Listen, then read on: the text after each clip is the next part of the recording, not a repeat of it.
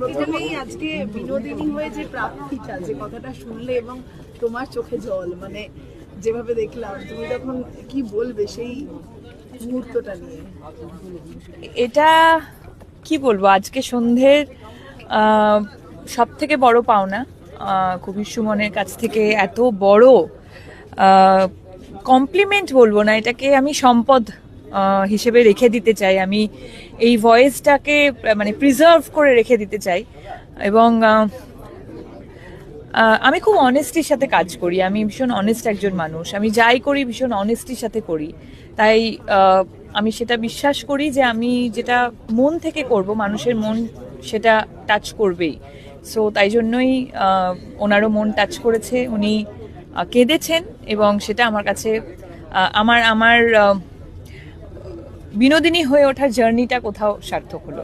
কিন্তু তার সঙ্গে তোমার একটা স্পিরিচুয়াল জার্নিও ছিল এটার মধ্যে দিয়ে, সেটাই কতখানি নিজেকে নতুন করে খুঁজে পেলে? অ্যাকচুয়ালি এই জার্নির কথা অনেক আমরা প্রমোশনাল ডিসকাশনে করেছি।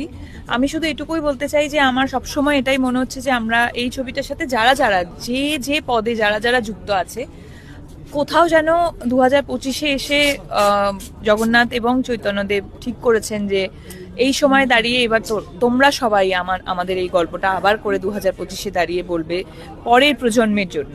সো সেটা আমার মনে হয় যে আমাদের প্রত্যেককে মানে ওনারাই নির্বাচন করেছেন। যখন মিউজিক্যাল মানে একটা সন্ধ্যা হচ্ছে, এত সুন্দর সব গানগুলো তো মানুষের মন ছুঁয়ে গেছে, স্পেশালি অরিজিৎ সিং এর একটা গান রয়েছে, তোমাকে কতটা ছুঁলো?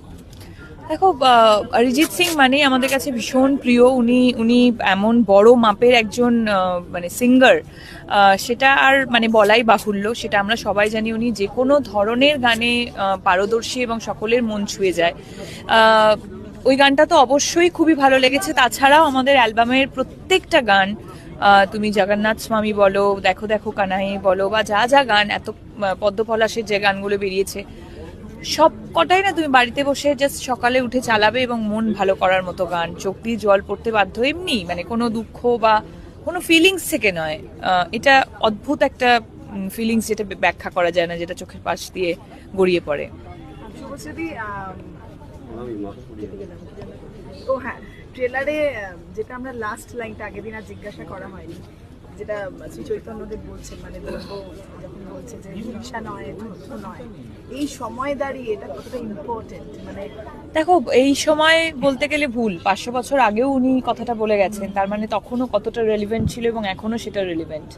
এবং হয়তো সেই জন্যই তখন উনি যে কথাটা বলে গেছিলেন, ওনার বাণী যতটা সত্য ছিল, আজকেও আজকে হয়তো এই সিনেমাটার মাধ্যমে আমরা